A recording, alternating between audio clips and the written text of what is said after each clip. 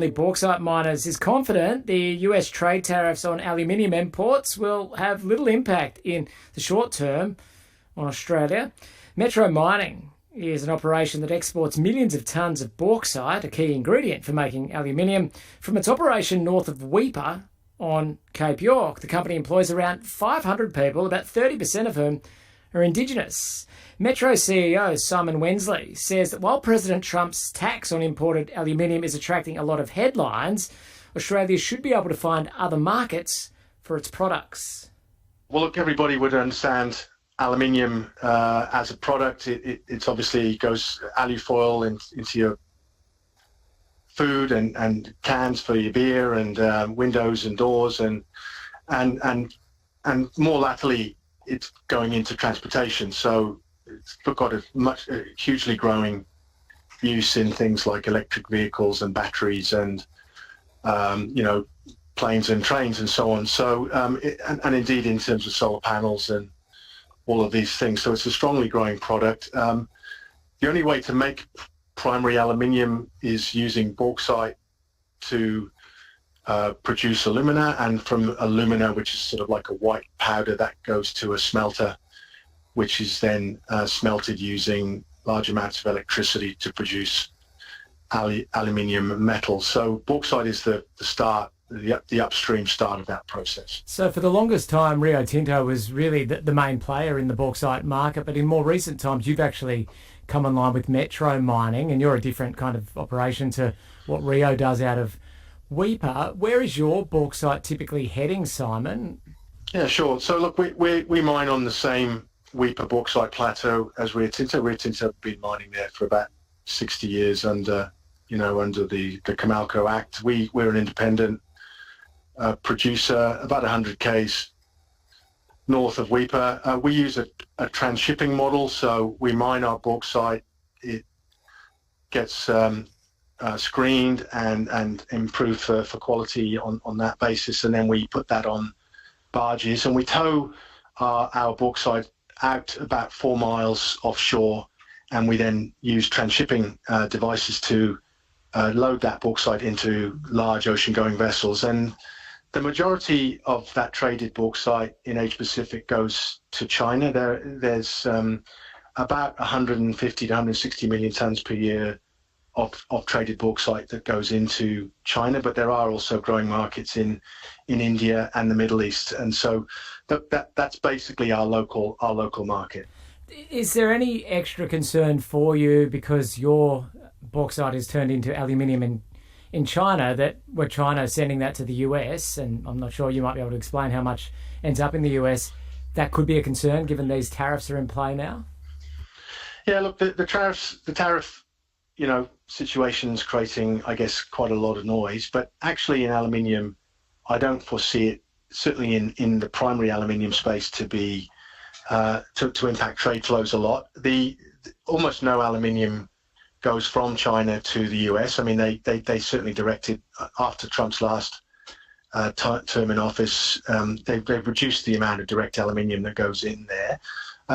So it's not very much at all. I mean, the US doesn't have a large aluminium sector. It's sort of been reducing over the last sort of 20 or so years, and there's almost no idle capacity that they can bring on. So I'm not expecting that the tariffs in the US are going to see a significant increase in aluminium capacity or aluminium production in the US. Indeed, even the large companies that might be considering it, it's going to take them 2 or 3 years to do feasibility studies, and in particular to access power contracts. And the US doesn't have a huge amount of excess and cheap power available anyway. So, even with tariffs, producing aluminium in the US is not going to be a profitable outcome. Where things may change in the sort of medium term, obviously in finished products, China during COVID really increased the capacity tremendously of their electric vehicle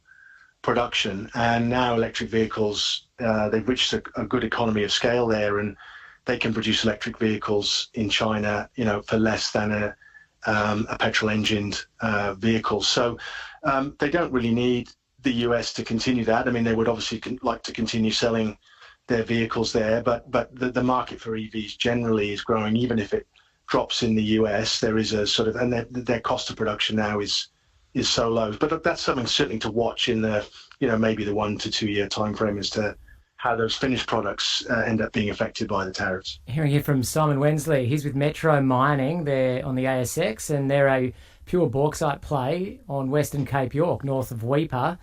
Simon, what's your read on what impact there could be to the Australian sector? Now, you're sending your bauxite to China, which has turned into aluminium, but you're familiar with what happens in Australia as well. We were sending about 10% of our steel and aluminium to the US. Do you think that can freely find other homes?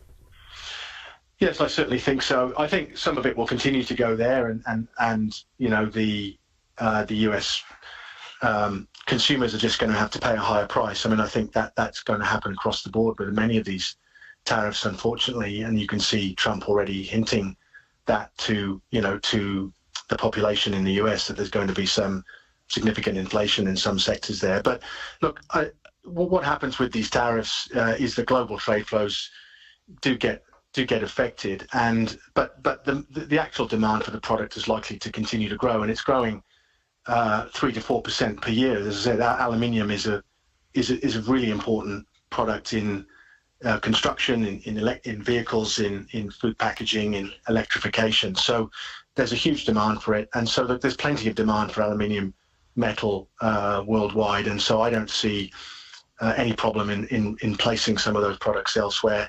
All that happens is that the global cost of that system goes up, and in fact what I expect to see is aluminium prices going up by about the same amount.